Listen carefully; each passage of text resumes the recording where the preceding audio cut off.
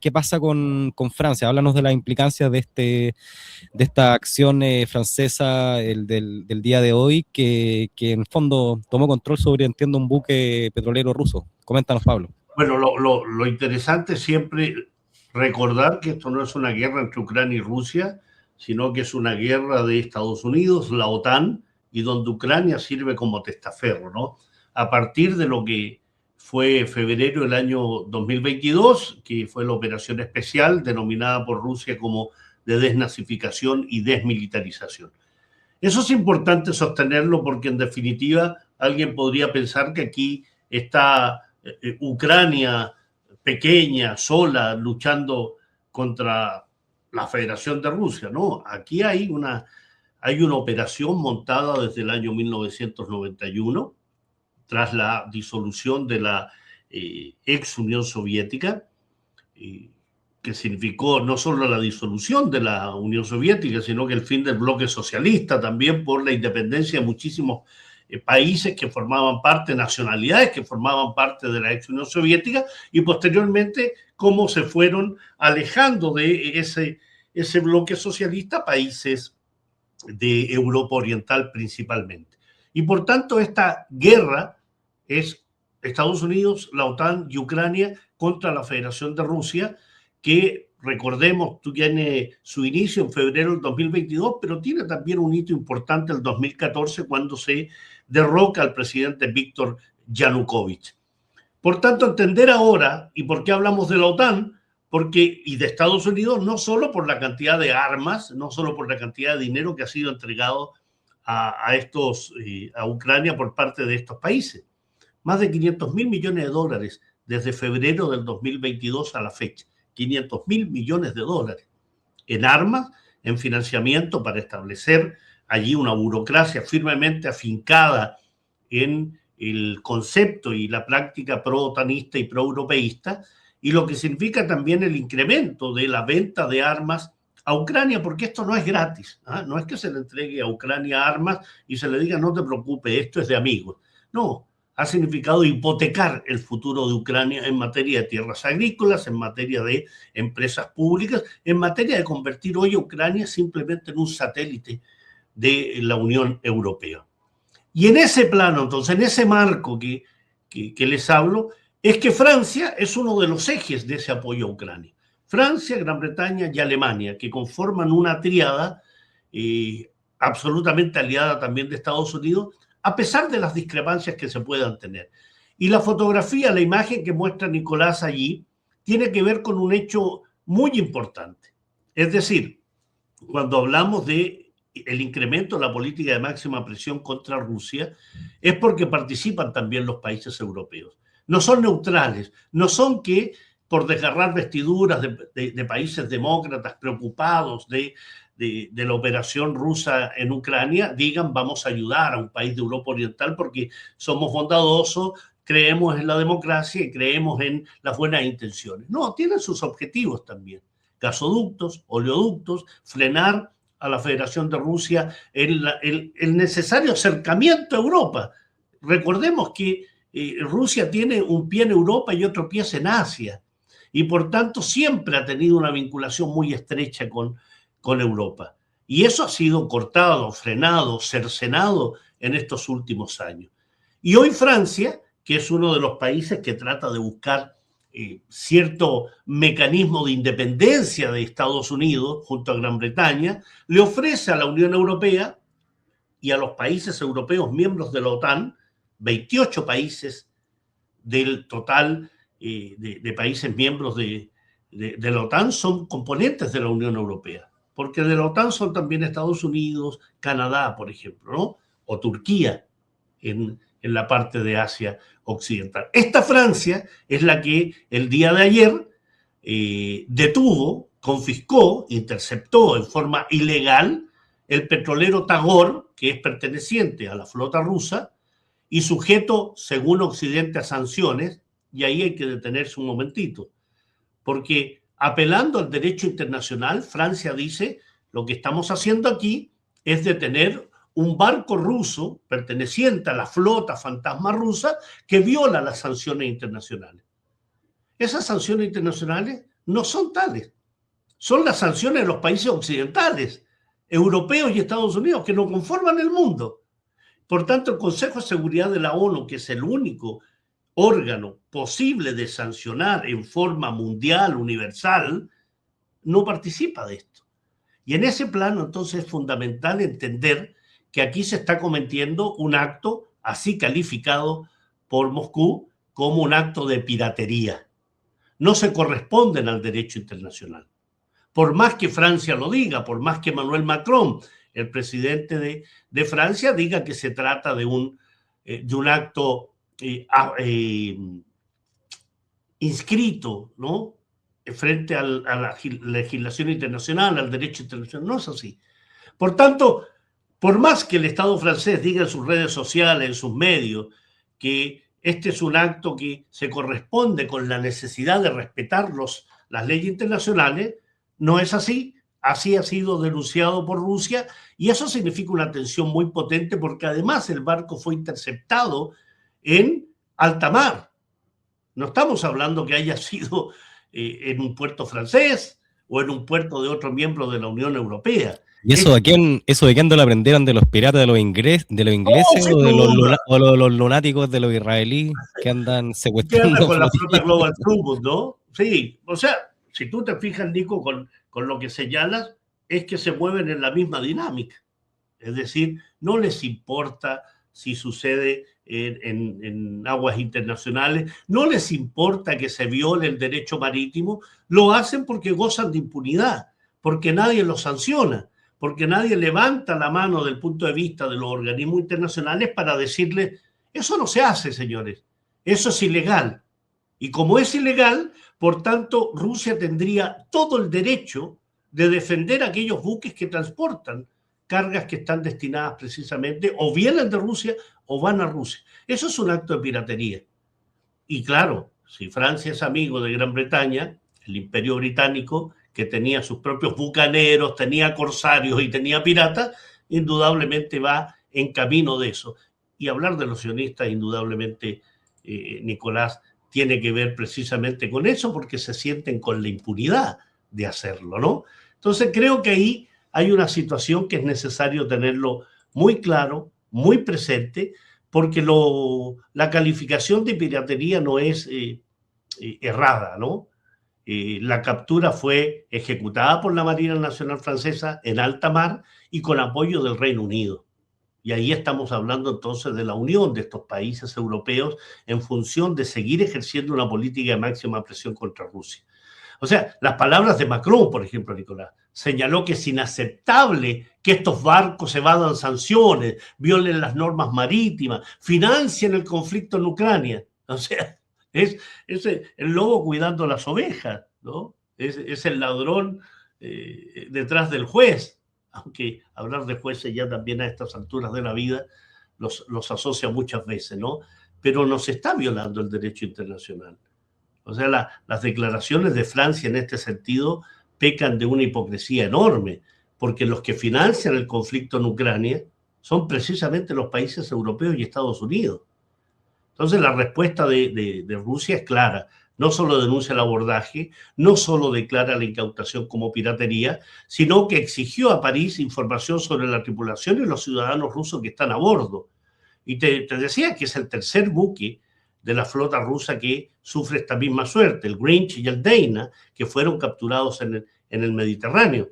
Entonces, esto puede traer consecuencias mucho más potentes porque nos acercamos a aquella dinámica bélica en la cual Rusia ha dicho con claridad que cualquier intento de seguir atacando a Rusia desde países miembros de la OTAN o que se afecte la soberanía, la integridad territorial de Rusia, porque estos barcos tienen un mecanismo de extraterritorialidad. Son barcos que pertenecen a un país y no pueden ser ni embargados ni capturados sin que ello signifique una represalia del país que está sufriendo estos efectos. Y esto se une, indudablemente, es una escalada de situaciones. Esto se une a los ataques que Ucrania ha realizado a instalaciones civiles rusas permanentemente, ¿no? No solo aquella escuela en Lugansk, recordemos, en Starovelsk, que fue un ataque que significó el asesinato de 21 estudiantes de esta escuela, sino que también un dron contra un autobús público en Lugansk, también contra un parque infantil en Genishek, otra ciudad de Lugansk, y esto se está repitiendo sistemáticamente. Y lo que está diciendo hoy Rusia es que estas son evidencias que las Fuerzas Armadas de Ucrania y sus avales, sus padrinos, están realizando ataques deliberados contra objetivos civiles. La narrativa en general occidental, Nico, da cuenta de que estas son simplemente acciones, ¿cómo se les suele llamar, no? Que han fallado en algún cálculo matemático de donde deberían dar. Claro, imprecisa. Como el ataque a la escuela, el ataque a la escuela de Minapo, ¿no? Que fue como un Irán, ¿no? Que las coordenadas habían fallado. Entonces, lamentablemente fallaron en una escuela donde asesinaron a 170 pequeñas, en una escuela primaria. Entonces, estamos indudablemente dando cuenta de una intensificación de los ataques de la Unión Europea a través de la OTAN y de Estados Unidos, con la utilización, lógicamente, de Ucrania, con respecto a incrementar los ataques a infraestructura civil, a población civil, y eso ha significado que Rusia, a través de su vocero Dmitry Peskov y a través de la vocera de la Cancillería María Zaharova y del propio presidente Putin y el embajador de Rusia en ONU, el señor Nevencia, hayan dicho con claridad que esto puede significar, sin duda, un incremento de los ataques de Rusia que ya se han realizado. En el ataque contra la escuela en Lugansk se realizó eso Pablo nos comentaba en esa línea, nos comentaba Das Líder en el chat. Yo te comparto su pregunta, nos dice: ¿cuál es la línea roja de estas acciones contra Rusia? Me refiero a que haya peligro de guerra mundial o nuclear. ¿Qué reacción debiéramos esperarnos de Rusia si es que ya hay países de la Unión Europea que sabemos que están detrás de esta guerra, pero que ahora empiezan a generar acciones militares directas o de incautaciones? ¿Qué nos podríamos esperar sobre esto, Pablo? Nos pregunta. Una intensificación absoluta de todo lo que significa las acciones bélicas, Nico, ¿no? Ya se ha visto, las respuestas rusas han sido muy potentes contra Kiev. Y hay que reconocerlo, dentro del gobierno ruso y dentro de la sociedad rusa hay discrepancias, hay disensos respecto a la forma de contestar estos ataques de Ucrania, ¿no? No para terminar la guerra en el sentido de decir no apoyamos al gobierno de Vladimir Putin en esta guerra, sino diciendo de qué manera respondemos en forma más eficaz, en forma más efectiva y en forma más masiva a los ataques que nos están haciendo los europeos y que están haciendo Estados Unidos y Ucrania, ¿no? Y esto se ve claramente en la disposición militar en los distintos divisiones y frentes en que está dividido el ejército ruso, el incremento de la movilización y al mismo tiempo la utilización de misiles del tipo Reshnik o el Kinsal, que son misiles de enorme poder de fuego que ya están siendo utilizados en los ataques contra Ucrania. Esa es una muestra muy importante respecto a la decisión de contestar, de dar respuesta a esto. Y frente a las líneas rojas, bueno, es un tema que permanentemente se menciona en los análisis internacionales, ¿no? Las líneas rojas, ¿cuáles son las líneas rojas que se permiten cruzar y no cruzar? No se deben permitir ninguna de ellas. Y el ejemplo más claro es lo que hace la República Islámica de Irán. Creo que en ese sentido las discusiones internas en la política rusa son efectivamente en el plano de en qué medida se debe responder más allá de la frontera ucraniana, por ejemplo. Lo hemos visto con acciones que involucran a Letonia, a Estonia, a Lituania, a los países bálticos, donde incluso Ucrania está trasladando batallones, sobre todo de drones, que van a alentar los golpes por el norte de Rusia. Y eso implica absolutamente involucrar en la guerra a los países bálticos, que bien sabemos que son pequeños, que bien sabemos que están siendo utilizados como carne de cañón y que frente a una respuesta potente de Rusia va a significar la destrucción de esos países, indudablemente. Pero eso da pie, y de ahí entonces este juego de cómo respondo y en qué cantidad respondo frente a las provocaciones y frente a los ataques. El tema de las líneas rojas es delicado. Yo no creo, no creo, que ojalá no sea así, que se llegue a la utilización de un arma nuclear, pero si Rusia se ve forzado, si Rusia ve que está en definitiva sufriendo la muerte de sus ciudadanos día tras día, puede llegar el momento de la utilización de un arma nuclear táctica, que son estas que se denominan táctica porque reflejan más bien la precisión en cierto punto, en cierto ataque, en cierta región, pero eso significaría un descalabro absolutamente del traslado de una guerra regional específica, es decir, Europa Oriental, Ucrania, Rusia, a una guerra regional que involucra al conjunto de Europa. Rusia ha sido claro al respecto. Tiene Oye, la Pablo, potencia, tiene las armas como para atacar perfectamente a la OTAN. sin hacer futurología, bueno, saludar a todos y todas que nos están viendo, 20 minutos de programa, saludar. ¿Cuántas personas tenemos conectadas en TikTok? Ese dato yo no lo tengo. Ahí mándale saludos. 117 personas están en este momento en TikTok. Buenísimo, ahí le mandamos saludos. Muchas gracias a Silvia Haddad, que la veo por aquí. Alfredo. Buenísimo. Entonces tenemos ya más de 50 personas en 22 minutos. Es importante que usted le dé like, que compartan esta transmisión de Mirada Crítica para poder ir fortaleciendo este mensaje y este análisis que estamos desarrollando. Sin hacer futurología, Pablo, ¿cuál crees tú que es el escenario más probable? Te lo comento porque hasta hace un tiempo la narrativa de Rusia era, y hasta el día de hoy, esta guerra ya la ganamos en el campo de batalla y más allá de la escaramuza, de la diplomacia, esto se va a terminar tarde o temprano.